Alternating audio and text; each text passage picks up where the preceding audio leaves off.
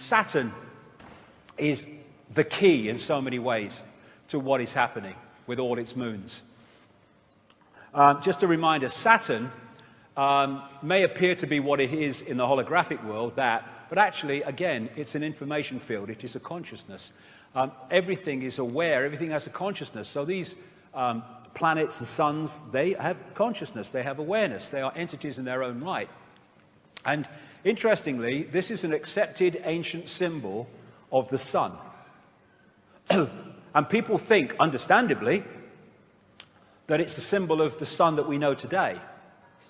But is that symbol more likely to be the sun we know today or the sun we once knew? Saturn. Saturn is the key to understanding so much.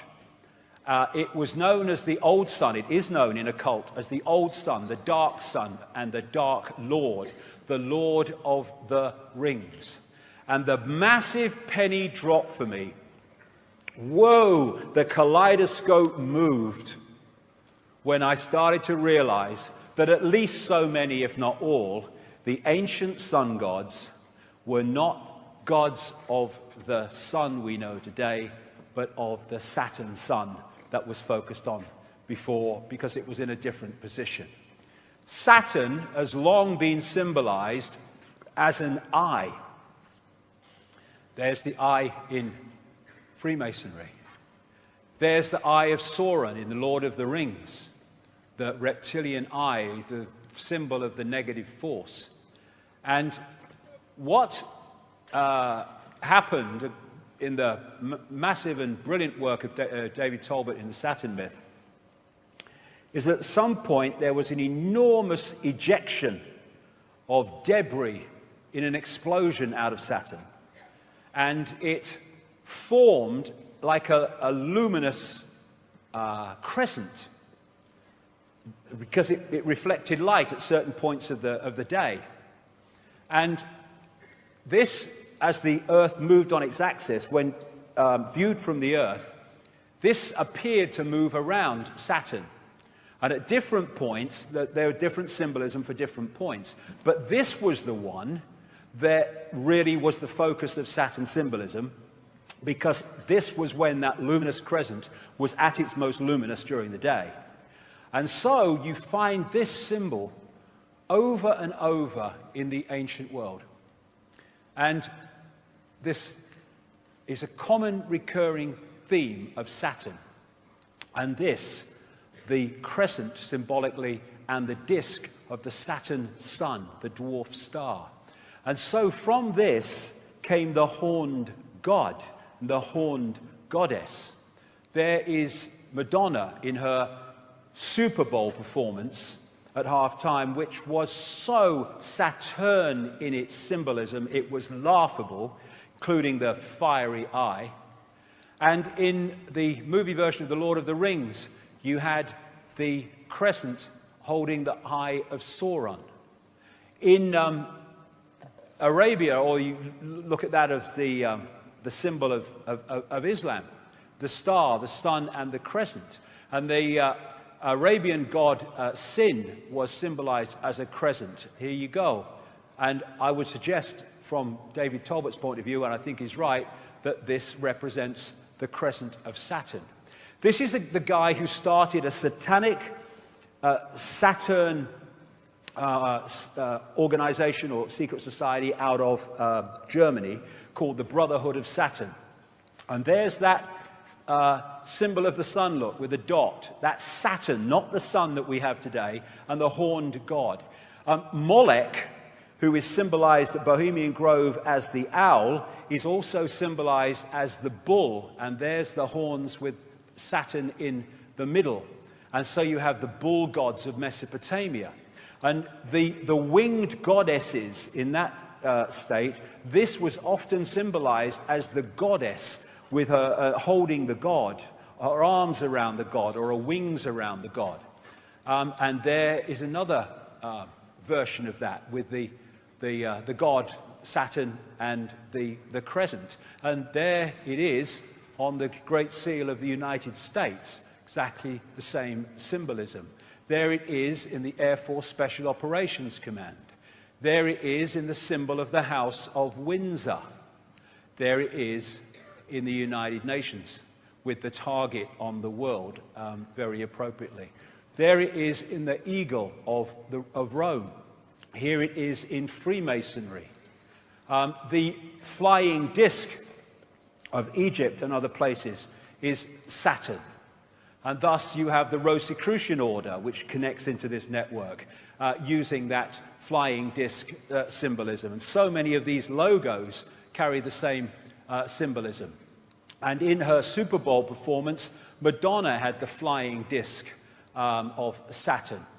This is another ancient Saturn symbol because at some points, apparently, it seemed to give off 4 very distinct lights, which became known as the 4 corners or the 4 rivers or the 4 ways. And so you find it, because of these bloodlines connecting into all these institutions, you find it in the Roman Church, you find it on the mace in the Houses of Parliament, you find it on the crown, you found it in the Celtic cross, and you find it in one of the major secret societies in the network, the House of Malta. It's known as the Maltese cross.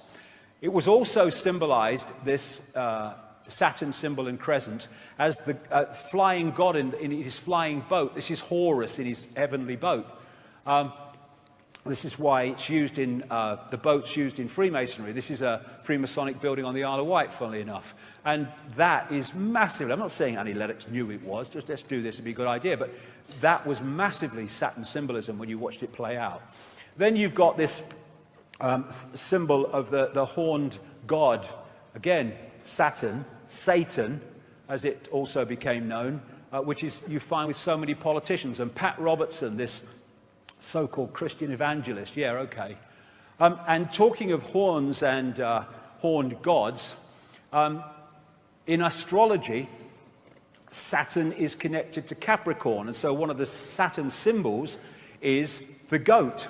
This again is the great Freemasonic historian Manly P. Hall, who said Pan, the goat god, was a composite creature, the upper part, with the exception of his horns, being human, and the lower part in the form of a goat. The god himself is a symbol of Saturn, because this planet is enthroned in Capricorn, whose emblem is a goat. That is what that is. Baphomet, worshipped by Satanists. It's a symbol of Saturn. And I'm going somewhere with this, because I'm going why they're focused on Saturn. So you have Baphomet, you have Beyonce, the wife of Jay-Z, with this big Baphomet ring, which is performing. You have Baphomet-dressed Lady Gaga, Baphomet-dressed Madonna, and you have Baroness Philippine de Rothschild from the wineries in France with a massive Baphomet necklace. And this is from the front cover of the Saturn myth, with the symbolism described of these lights that went off from Saturn at certain points, with the 4 main ones there. And there it is symbolized on one of these ancient tablets. And in St. Peter's Square, that is a mirror of the way that Saturn symbol looks. And there it is on the thing that he has his biscuit in, there, when he's doing his stuff. Now, this is inside the Mother Lodge of Freemasonry in Great Queen Street. Great Queen was the name of the Babylonian goddess, in London. Because, this will become significant in part 3, this crescent holding the sphere also became symbolized as twin pillars. And so you have Saturn, there's the crescent, being held up by the twin pillars. This is in one of the Freemasonic centers of the world in London. Numerologically, digitally, Saturn is number 8, and this has led to symbolism of Saturn in terms of the spider. Thus you have, in Madonna's Super Bowl performance, the winged disc symbolized with a spider in the center. Now this is fascinating. This is called the magic square of Saturn. And it's also, not by coincidence, the magic square of Freemasonry. And it's magic because of this reason. If you go that way, that way, that way, that way, or that way, or that way, all the numbers in the 3 blocks in line add up to 15. And in numerology, you keep adding numbers until they become a single number. And so 15 in numerological terms is 6. So 666, 666 in all directions. And the black and white squares, for reasons I'll have to go into in detail in a book, because, there's so much to get through today, also relates to Saturn. And so you have them in Freemasonic temples, black and white squares, and you have them in the major cathedrals, like Westminster Abbey and stuff, because of this connection I'm talking about. Now, this is called the sigil of Saturn. And they get this symbol by drawing in the magic square of Saturn from 1 to 2, and then to 3, from 4 to 5 to 6, etc. So they get it. Now, you turn that straight up, and that's what that is. It's the sigil of Saturn. And this is a major symbol of Saturn going way back, the six-pointed star. It just so happens to be the very symbol from which we get the name Rothschild, one of the major families in this network, because they used to be called Bauer. They lived in Frankfurt in Germany. But they had this red six-pointed star hexagram on the front of their house, and they changed their name to from Bauer to Red Shield in German, Rothschild, red sign or red shield, Rothschild. So they're named after this very symbol. And it was they that created Israel, not on behalf of Jewish people, on behalf of their bloody agenda that treats Jewish people with as much disdain as any of the rest of us. And so you have their symbol on the flag of Israel. They use the six-pointed star so much in law enforcement. This is on a public building in Toronto, right in the center of the six-pointed star. There's the horned god. There's the sheriff and a medal. There is the six-pointed star representing Saturn on an ancient clay depiction. And there it is on Credo Mutwa's 500 to 1,000-year-old Zulu hand symbol. If you do that on the dollar bill, you get the six-pointed star, and those letters make an anagram of Mason, interestingly. Inside the Great Mother Lodge of Freemasonry in Great Queen Street, London, there is the Twin Towers, symbolic of the crescent, and there is Saturn again, the six-pointed star. Now, of course, the Roman Church and Christianity, that is anti-Freemasonry and anti-secret societies because they're naughty, but it's on his bloody fish hat, look, right? They're everywhere because the same force is in control. Here you go, I have a bit more Madonna, there you go. And on the Great Seal of the United States, those 13 stars make up a six-pointed star, not by accident. And therefore, again, we keep coming back to this, all these different areas of society are in the end focused on one thing. Satanism is Saturnism. This is Fritz Springmeier, a long-time researcher into this and symbolism, etc., and Satanism. Saturn is an important key to understanding the long heritage this conspiracy has back to antiquity. The city of Rome was originally known as the Saturnia, or City of Saturn. The Roman Catholic Church retains much of Saturn worship in its ritual. Saturn also relates to Lucifer. In various occult dictionaries, Saturn is associated with evil.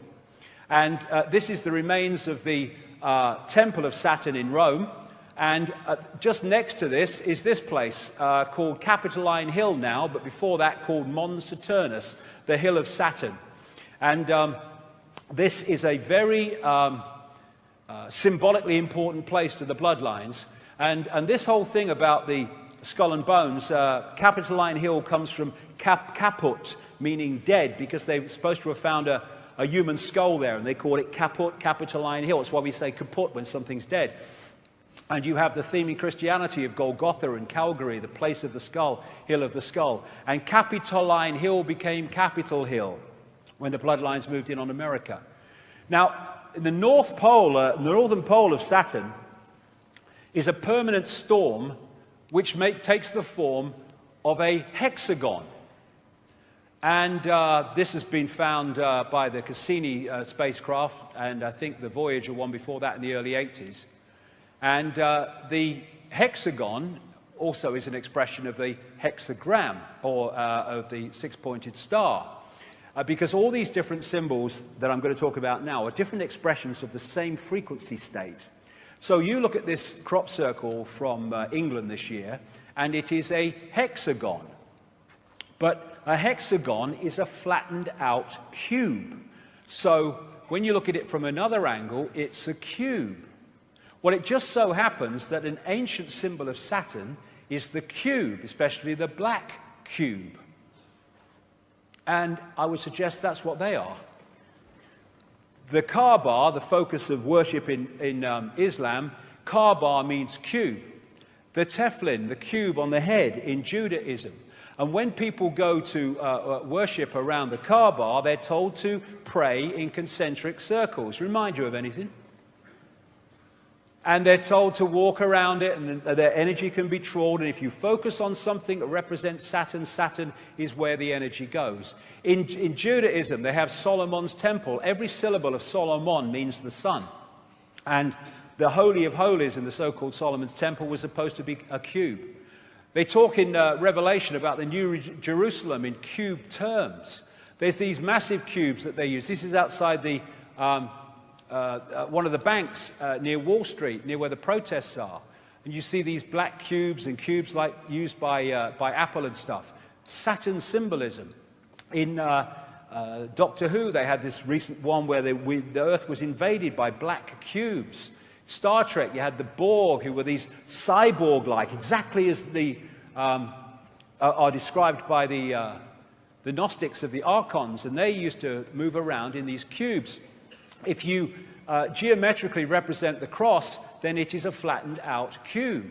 When you look at the depictions of these people, not Lady Gaga, but others, these religious leaders with the halo, well, that comes from Saturn as well, that halo when that luminous crescent was in that position.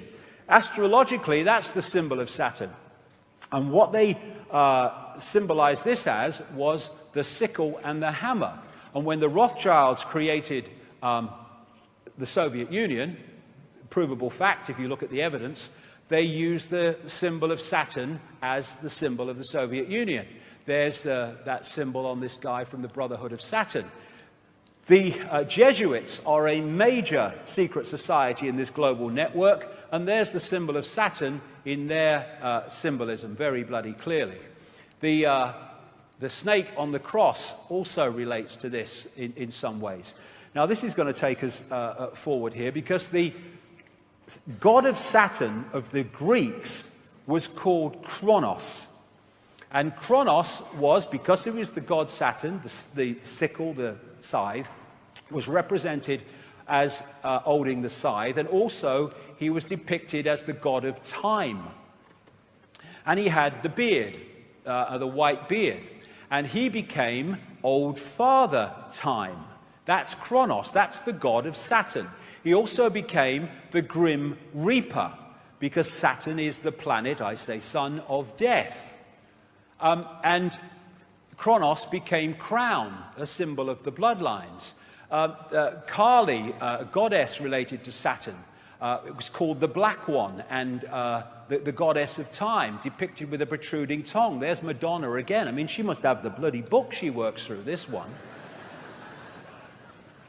The god El, the Hebrew god El, was their god of Saturn. So El and Elohim are demiurge and archons, I would suggest. So we have archangels, Michael, Gabriel, Uriel, Raphael, another name for Jesus, Emmanuel. We have the Gospels, Chapel, elders, elevated to the priesthood, elections where pawns are elected to serve the elite. We have Isis, Ra, El, all names relating to Saturn.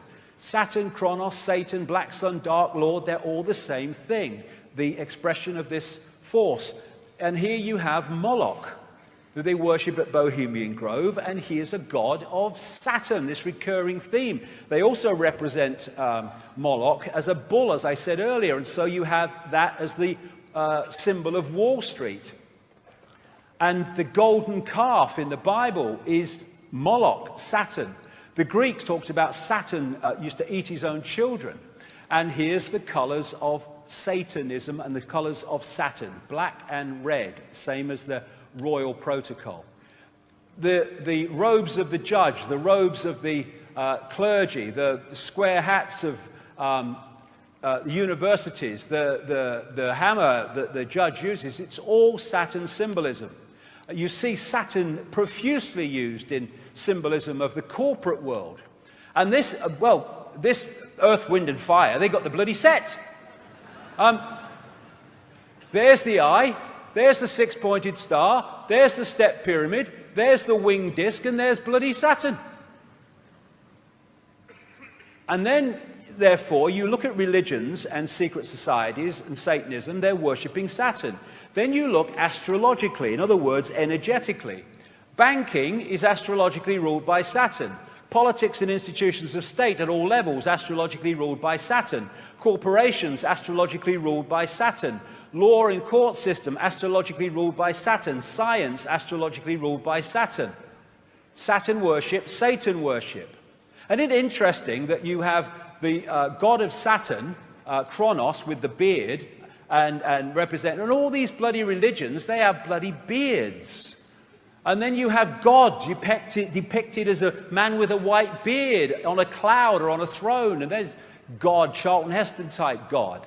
That's Yahweh depicted with a beard and stuff. And then we have Santa with the white beard. Santa, anagram of Satan from Saturnalia.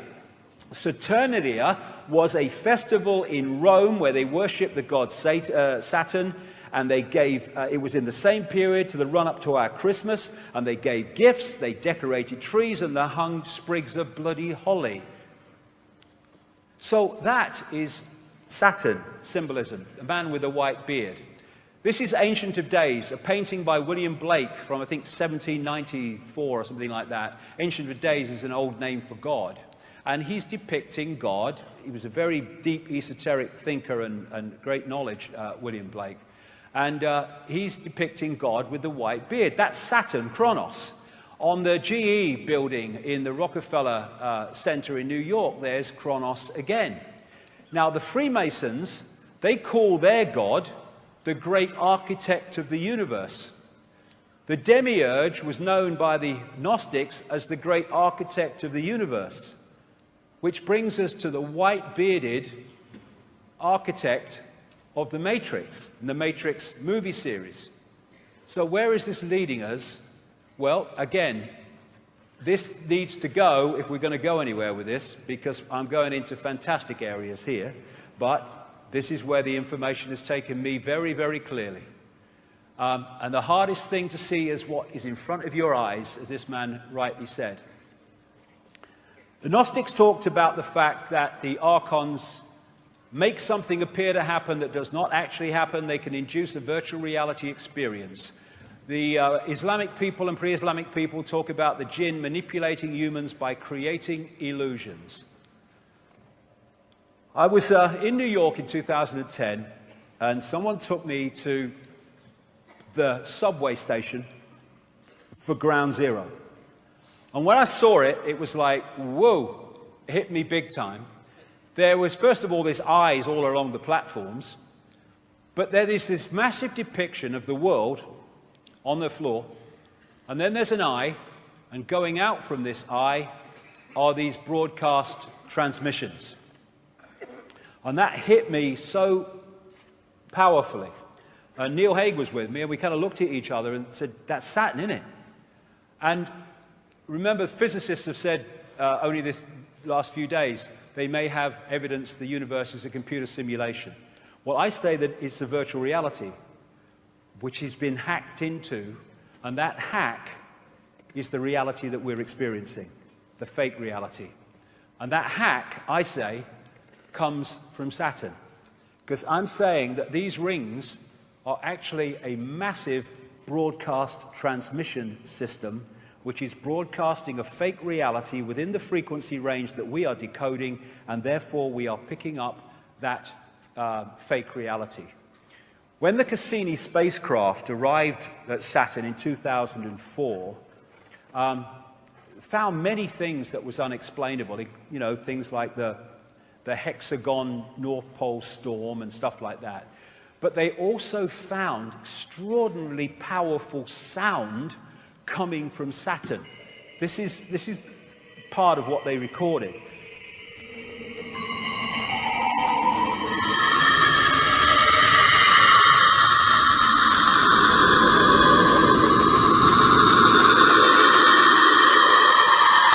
Nice, man. And I got sent this by a sound engineer, works in sound engineering for a living, and it's one of the rings of Saturn, and he said, I see that every day. That's bloody sound. They're sound waves. And this is in cymatics, this is a six-pointed star. And of course we have the hexagon going round and round and round at Saturn's north pole. This is a standing wave created by sound, rings. This is at the south pole of Saturn, and it's a permanent ice storm. This is a standing wave created by sound. And these are symbols created by sound, like cymatics. And a certain frequency created this perfect six-pointed star with the hexagon in the middle and the hexagon there. Therefore, the sound creates the frequency, creates the symbol, and in the same way, the symbol represents the sound and the frequency. The symbols are just holographic representations of vibrational waveform states. I would suggest in these symbols cases, representatives of the sound frequency coming off Saturn. Same with all these symbols and numerological manipulations. The sound and the symbol are different expressions of the same thing. Thus, if we, in the holographic realm, are constantly bombarded with these symbols, it is on an energetic level feeding us the frequency field of what they represent. And Saturn, when described pre-cataclysmic, didn't have rings. So where'd they come from? Well, maybe it had rings, but it weren't rings we could see. We can see them now. Well, this guy, Norman Bergeron, has he's in his 90s now, I think. He has a long, long history in space research, technological research, going way back. And his life changed when he started studying the pictures that came back from the Voyager 1 and 2 space expeditions to Saturn. They arrived in 1980-81. Because when he studied them, he realized there was something very strange about Saturn's rings. And he said this in his book, The Ringmakers of Saturn. Several years ago, a number of folks in the astrology and astronomy and physics world began theorizing that these rings had to be much younger than the universe, perhaps only about 100 million years old. But one pair of pictures shows a change in 5 minutes. An impression is conveyed that the latest reported measurements purport to be the true ones, when in reality all might quite nearly be correct at the time of observation. General reluctance to accept variable ring system geometry occurs because of apparent failure to identify a physical mechanism suitable for producing recurrent change. In other words, classic mainstream science, if we can't explain it, we'll kid ourselves it doesn't exist. And he also found these in the pictures coming back from Voyager, and the Cassini ones found them too. And he calls them electromagnetic vehicles, and they are massive. Some of them several times bigger than the Earth. But again, we need to move our sense of perception. In terms of size representation, this is the Earth against the size of Saturn. We're not talking the same perception of big in terms of outside of the Earth. And here are some of the other pictures of these electromagnetic vehicles picked up by these NASA craft. Why aren't they all in the papers being talked about? You'd think, what the hell is this? No, nothing. Thanks to Bergeron, we've seen their existence. This is the Hubble telescope. Let's pick one of them up. Look at the size of the bloody thing. And here's a few Cassini spacecraft pictures, still pictures put together. What the hell is that? Exactly what Bergeron was describing from Voyager. And this is the other thing. He found pictures of stuff spewing out of these electromagnetic vehicles into the rings of Saturn and bloody making them or extending them. And what is said to be in the rings of Saturn, I guess thus that's why we can see them, is like ice and stuff. I think, and I would suggest that eventually they will realize that there is a crystal substance being put into those rings that has a dramatic impact on their ability to transmit information. In 2009, NASA released this picture, which is a ring around Saturn, which is from 3.7 million miles out to 7.4 million, and that ring could encompass 1 billion Earths. I suggest that there are rings that we can see, but there are sound rings that we can't see that are coming out across, and we're picking them up. They make something appear to happen that does not actually happen. They can induce a virtual reality experience. The Saturn matrix, as I call it, is a frequency band, which we are decoding as a fake reality. And I suggest, my view, we will find that the edge of that frequency band is what we call the speed of light. And beyond it, you go out of the matrix. And when all the genetic tinkering that the ancients talked about went on, the human form was being manipulated to be tuned in to receive and transmit within the frequency band of this Saturn broadcast, and pulling people from a heart state beyond the matrix into an emotional point of interaction massively in the matrix was a major way of tuning us into this fake reality. We talk about people who don't think for themselves as being in the box. Maybe we ought to say that they're in the cube. And they want to shut the heart down, and they have to so many people, because it takes us beyond the bounds of time and space, beyond the matrix, because I suggest that what we call time as we decode it is in this matrix transmission. I'll whip through this quickly because I've talked about this in my books at great length, and I've talked about this at Under London Talks. But I say the moon is a construct or a part construct. This is a book called Who Built the Moon by Christopher Knight and Alan Butler. It's absolutely brilliant in the way that it puts the case for the moon not being real in terms of a natural body. But interestingly, what they find in that book is the mathematics and geometry between the sun, the moon, and the earth are fantastic in terms of their synchronicity, and it does not apply in any way to the rest of the solar system. And the Gnostic writings found in Nag Hammadi in 1945, 1,600 years old or more, say that this is a separate system operating within the Archon system of the inorganic universe.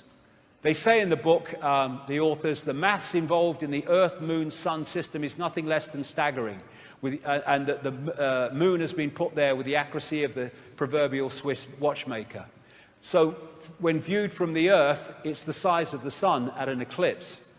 The BBC did a program, Do We Really Need the Moon? And it said the moon is now in a perfect position to sustain life on Earth in its effect on the Earth, but it's just a coincidence. I think not. We only see the near side of the moon. We don't see the far side of the moon.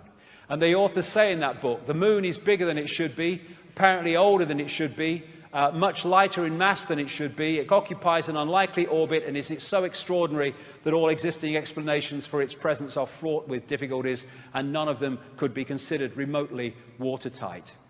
The mainstream theory is that the Earth was hit by a Mars-type planet when it was forming, and a chunk came off and became the moon, called the whack theory.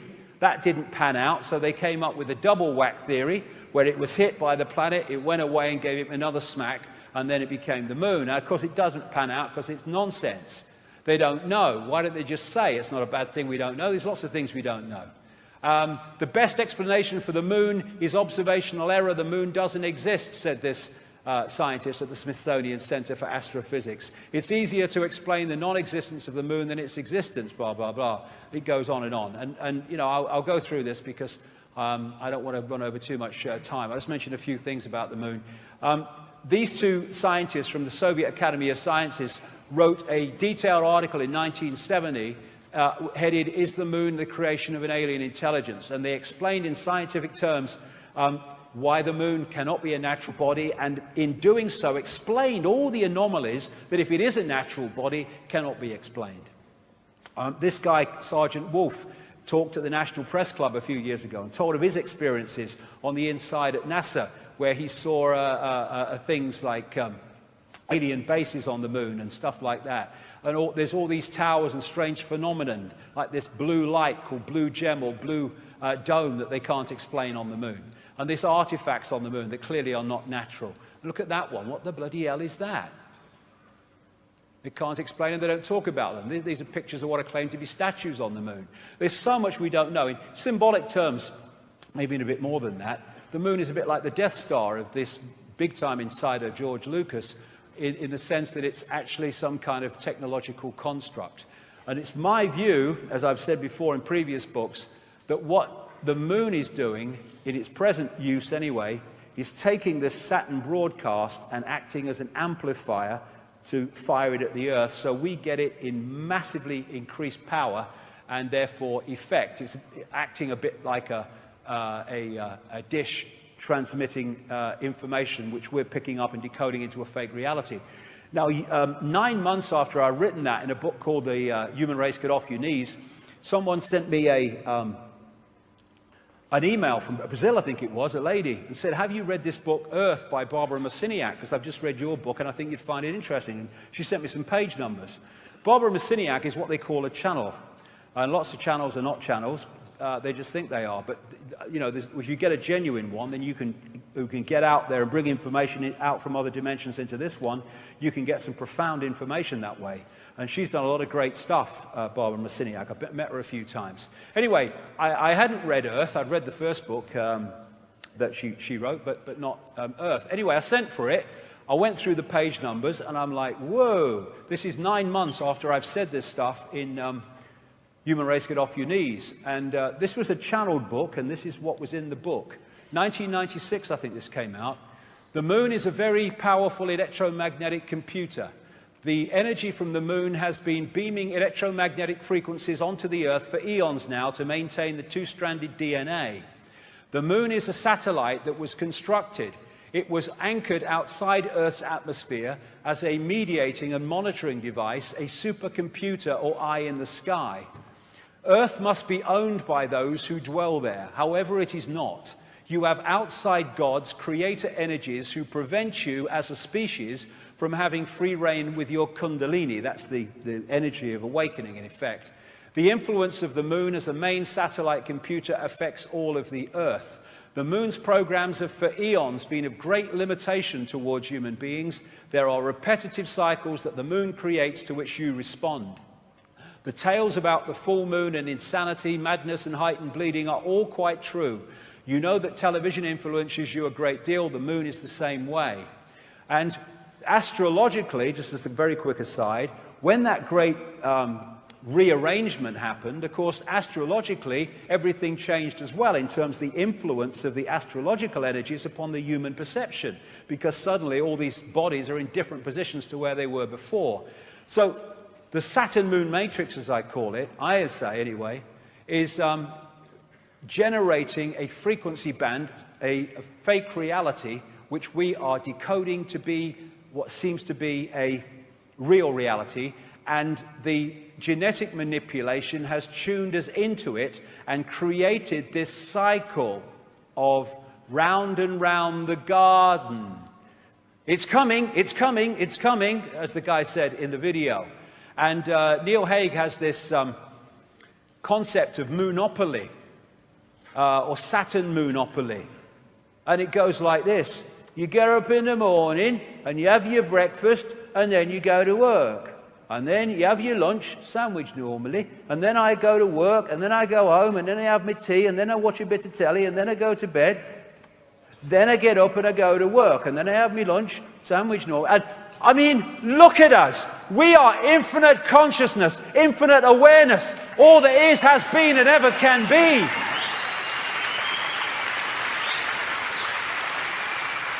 Is that all we are capable of?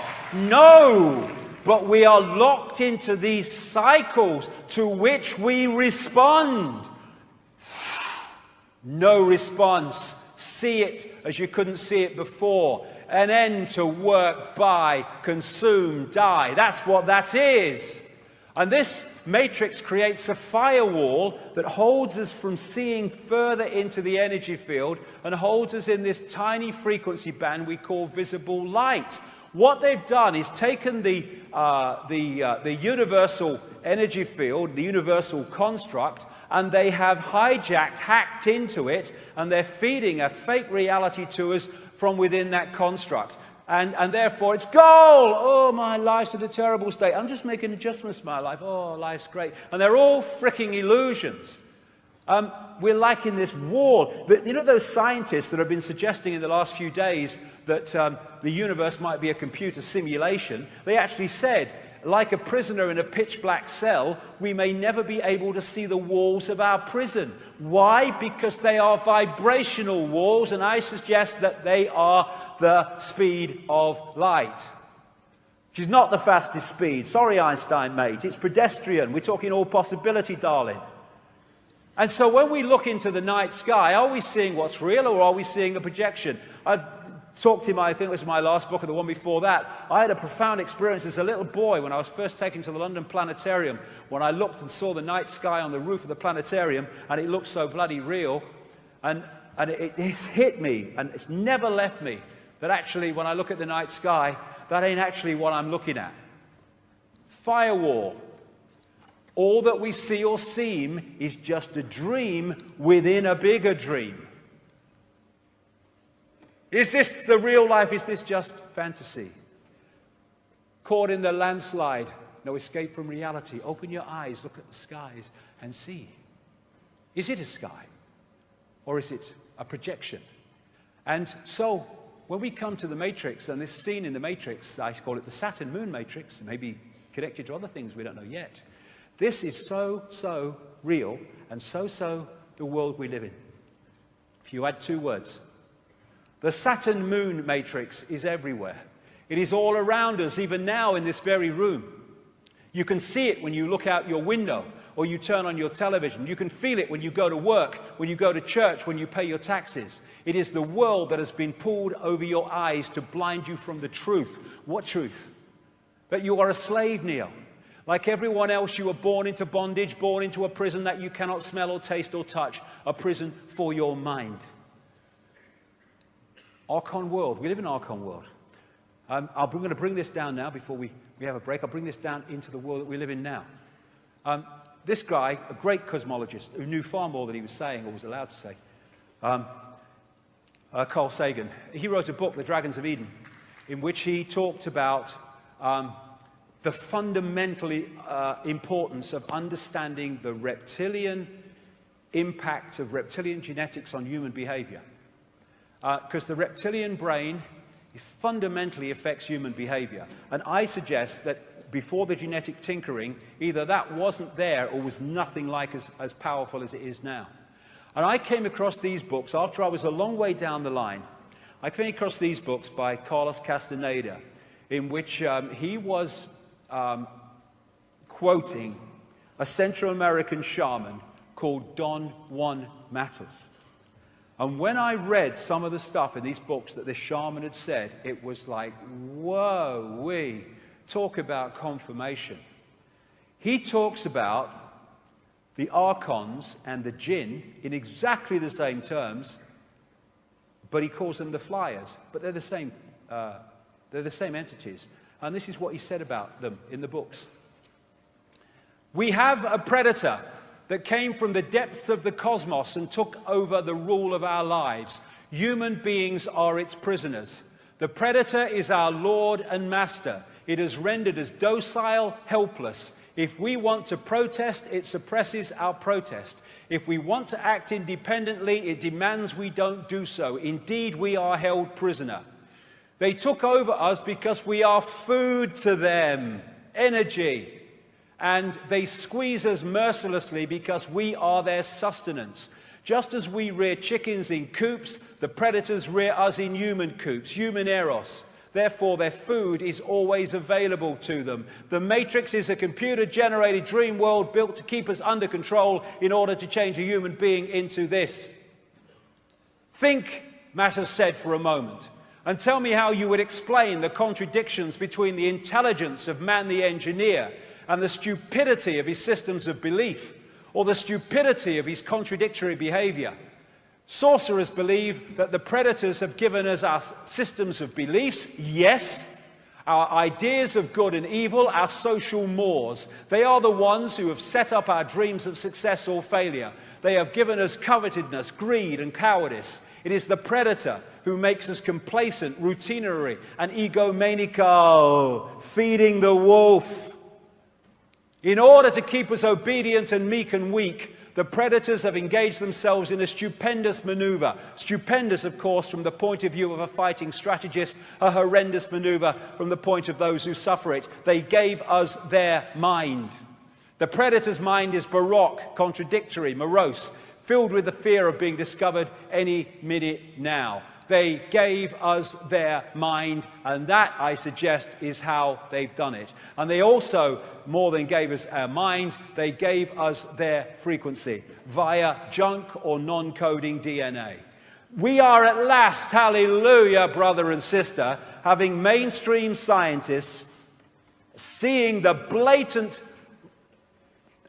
beyond belief, obvious that 98% of DNA, which they have called junk because they didn't know what it did and said it had no function, actually does, stands back in amazement, have a function.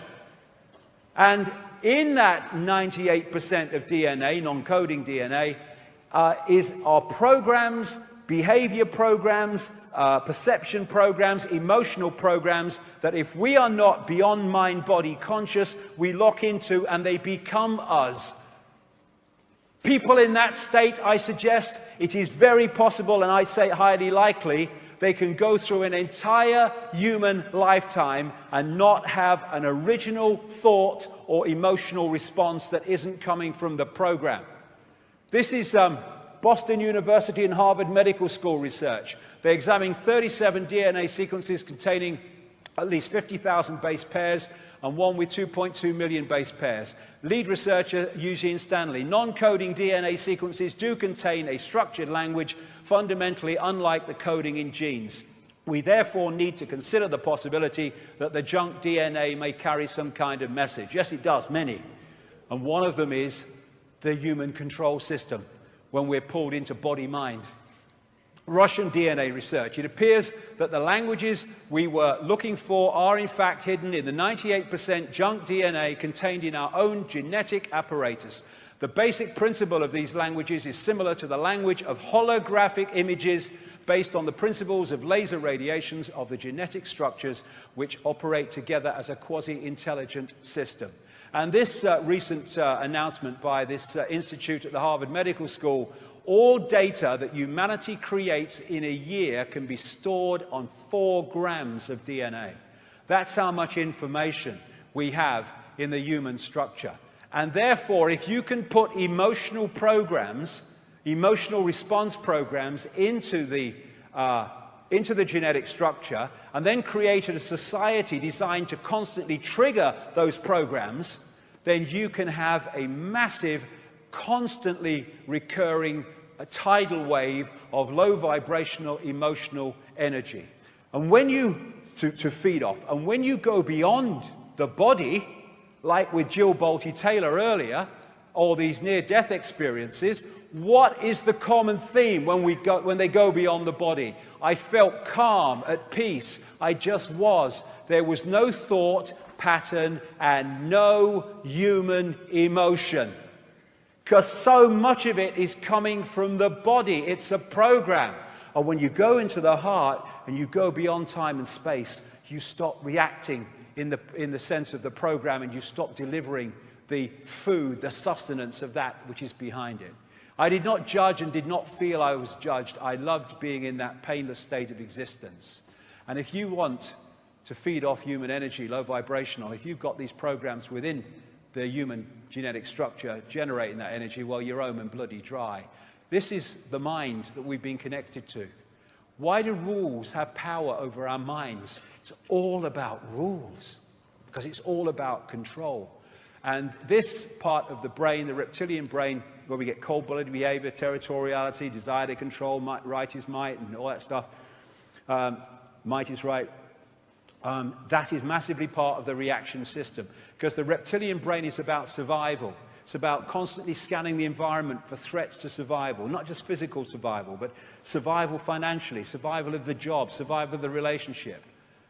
Be afraid, be very afraid, because the big man monster's coming as soon as we've invented him. This is why we're constantly given reasons to be frightened, because that locks us into the reptilian brain and therefore into this collective mind. And Don Juan Matter said, I know that even now, though you never have suffered hunger, you have food anxiety, which is none other than the anxiety of the predator who fears that at any moment now its maneuver is going to be uncovered and food is going to be denied.